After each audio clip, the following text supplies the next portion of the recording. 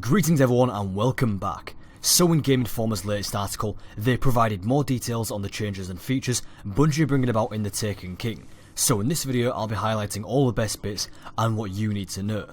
So let's start off with some general stuff. First up, endgame content.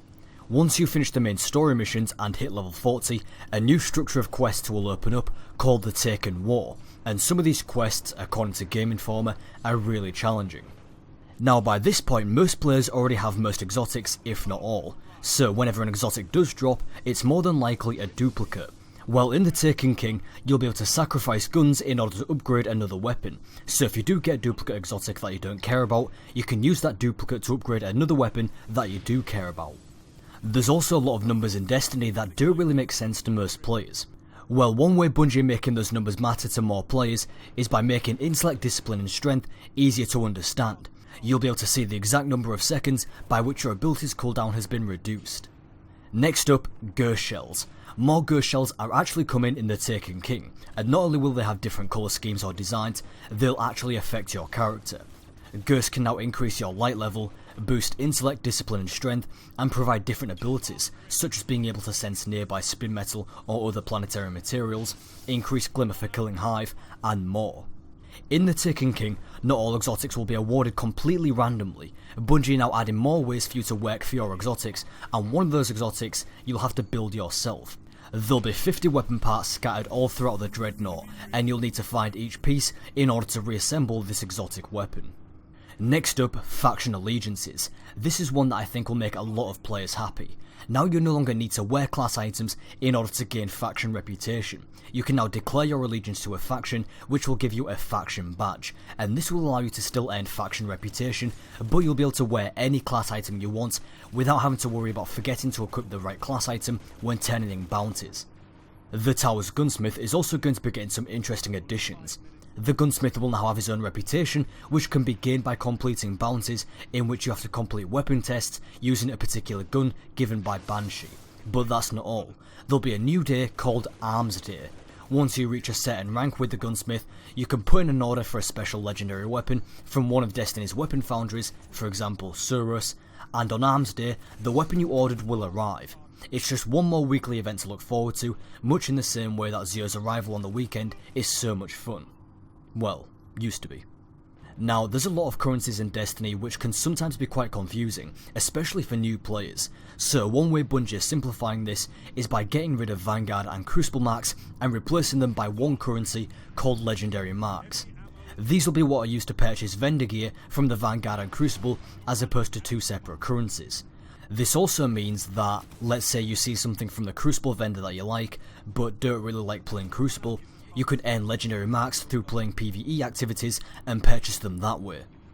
Another way Bungie is streamlining things is by getting rid of class specific armour materials. Instead of having 3 separate materials for each class, plasteel plating, hadronic essence and sapphire wire, they're being replaced by one material simply called armour materials. This will make upgrading armour for alternate characters much easier and give you a use for those extra materials. All your current materials can be traded in for armour materials at the Vanguard Quartermaster once The Taken King comes out. You'll now also be able to cycle through whether you show off your primary, secondary or heavy weapon when you're walking through social spaces. On the back end of things, Destiny will also begin to track what weapons and armour you have obtained so that you have a better chance of being awarded something you don't already have, although there's still an element of randomness to what the game awards you, so it won't always guarantee an item you don't have. And lastly, Bungie are giving you another use for all those spare strange coins. Zeo will now sell a new item called 3 of Coins that will increase your chance of an exotic drop on the next boss you fight, but we currently don't know how much it will cost or how big of a boost it will provide. Now let's move on to the changes Bungie are bringing to strikes.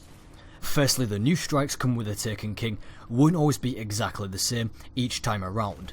Each encounter will have 2 or 3 different versions, meaning that one time you could face the Cabal, but the next time it might be the Taken. There'll also be ammo crates that spawn to keep you stocked up during a fight, and even stationary turrets that can spawn in new and different places. Now, not only will the enemies be different each time, so will the dialogue. According to Game Informer, Bungie have recorded multiple versions of the dialogue, so that on a subsequent run at any given strike, you might get new tidbits of lore. Hopefully these new additions will make the new strikes feel more interesting and less repetitive. In the article we were also given a brief description of a new strike called the Sunless Cell, in which you face a boss called Alak-Hul, the Dark Blade. Appropriately, you face the boss in total darkness. The story behind this strike is, there was once a civil war amongst the Hive, and the Dark Blade led the rebellion against Oryx, along with his consort, Varrock. Oryx defeated the Dark Blade and imprisoned him in the Sunless Cell for all eternity. Now we must bring an end to the Dark Blade before he can rise once again. As for what happened to his consort Varrock, well, that remains a mystery for the future. Now, in order to combat AFKers during strikes, players will be teleported into the fight if the rest of the team moves ahead, just like in the Prison of Elders. Bosses will also be less bullet spongy than in many of the original strikes, and will make use of more raid-like mechanics. Now, the old matchmaking structure has been ditched in favour for one that caters to the new light system, so players will no longer dive into a strike playlist based on their character's level. Instead, strike playlists are broken into 3 categories. The Vanguard Legacy Strike playlist is basically a list of all the strikes so far, from Vanilla Destiny, The Dark Below, and the House of Wolves. Vanguard Acer is a list of random heroic strikes that will award players with legendary marks and legendary engrams. And Vanguard Marmoset is a list of strikes from the Taken King. This seems like a simpler matchmaking system for strikes, and should give players a better way to dive into the content they want to play. And lastly, the Crucible. There's not much to go over here. There's a map called Vertigo, which is a floating structure set on Mercury, featuring a one-way teleporter. There's a new game mode called Zone Control that encourages teamwork over lone wolf running and gunning, as personal kills don't count towards the score. To end point, your team has to lock down a location on the map. To me, this sounds akin to Headquarters from Call of Duty. And the most interesting bit of info, Bungie are adding a ton of new bounties. There'll be class-specific bounties, fire team bounties, featured playlist bounties, Trials of Osiris bounties, and weekly bounties. Now, if you complete all 5 bounties for either the Vanguard or Crucible in a day, you'll be given a 6th bounty for that day.